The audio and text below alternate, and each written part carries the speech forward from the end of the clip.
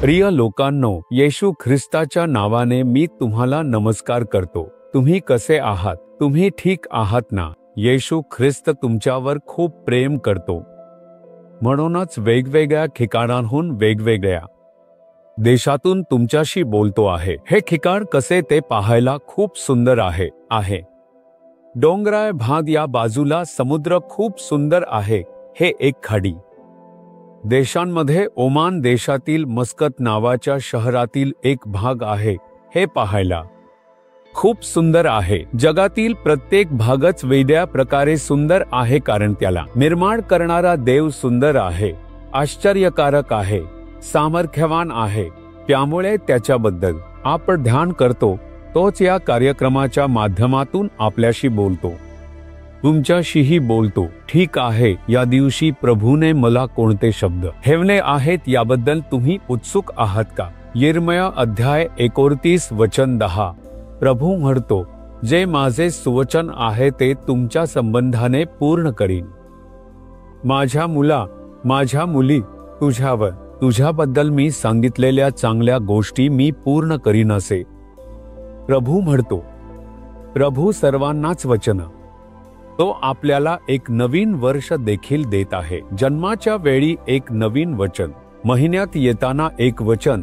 प्रभू आपल्याला अनेक संधीमध्ये चांगल्या गोष्टी वचन म्हणून देतो।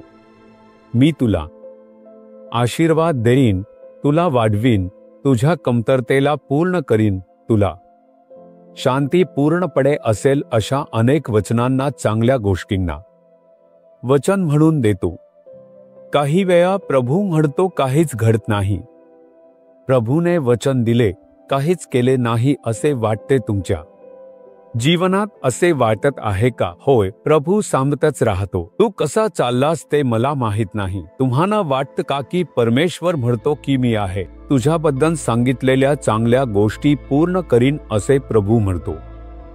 हे वचन आपल्यासाठी आहे असे विश्वास ठेवण्यासाठी ते वचन हे चांगल्या गोष्टी पूर्ण होण्यासाठी देवाने एक वेळ निश्चित केली आहे। अब्राहमला एक वचन दिले होते की मी तुझ्या वंशाला वाढवीन, पण त्यासाठी 25 वर्षे त्यांनी वाट पाहिली आणि ते मिळवले, पण वचन चांगली गोष्ट पूर्ण झाली।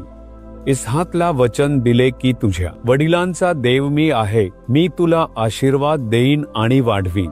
त्यांना 20 वर्षे मुले नव्हती, मग त्यांनी त्यांच्या वचनांची आठवण करून देत प्रार्थना करून वाट पाहिली। त्यानंतर देवाने हे वचन पूर्ण केले आणि आशीर्वाद दिला। माझ्या जीवनातही जेव्हा परमेश्वर सेवेसाठी बोलावतो, सुसमाचार वचन म्हणून दिले। परमेश्वर वचन देतो तरीही काही वचने पूर्ण होण्यासाठी मला 25 वर्षे वाट पाहावी लागली। काही हे आश्वासन अवघ्या 2 वर्षात पूर्ण झाले। गेल्या वर्षात खरे ठरलेले काही शब्द पूर्ण होण्यासाठी खूप वेळ लागतो। अशा प्रकारात परमेश्वराला माहित आहे कोणताही चांगला शब्द वेळ पूर्ण करण्यासाठी मी तुम्हाला शुभेच्छा देतो। वचन म्हणून दिले आहेत, मी पूर्ण करीन। परमेश्वर तुम्हाला बळ देते। तुम्ही कला आहात का? परमेश्वराचे वचन पूर्ण होणार नाही। माझ्या कुटुंबाबद्दल परमेश्वराने सांगितले, मुलांबद्दल सांगितले, व्यवसायाबद्दल सांगितले, माझ्या भविष्याबद्दल बोलले, काहीच घडत नाही म्हणून तुम्ही थकले आहात का? परमेश्वर म्हणतो, मी पूर्ण करीन। माझ्या मुला, तुझ्याबद्दल मी सांगितलेला माझा चांगला शब्द मी पाळतो। माझ्या मुली, मी तुला दिलेले वचन पूर्ण करेन। सांगितलेल्या शुभवर्तमानाची मी पूर्तता करीन असे परमेश्वर म्हणतो। एकदा डिसेंबरचा शेवटचा आठवडा होता, जेव्हा माझी बहीण येते आणि माझ्याशी बोलते, तेव्हा ती या वर्षी परमेश्वराने मला हे दिले आहे, त्याने वचन दिले पण ते पूर्ण झाले नाही। ती म्हणाली, परमेश्वर खोटे बोलणार नाहीत, ते पूर्ण करतील।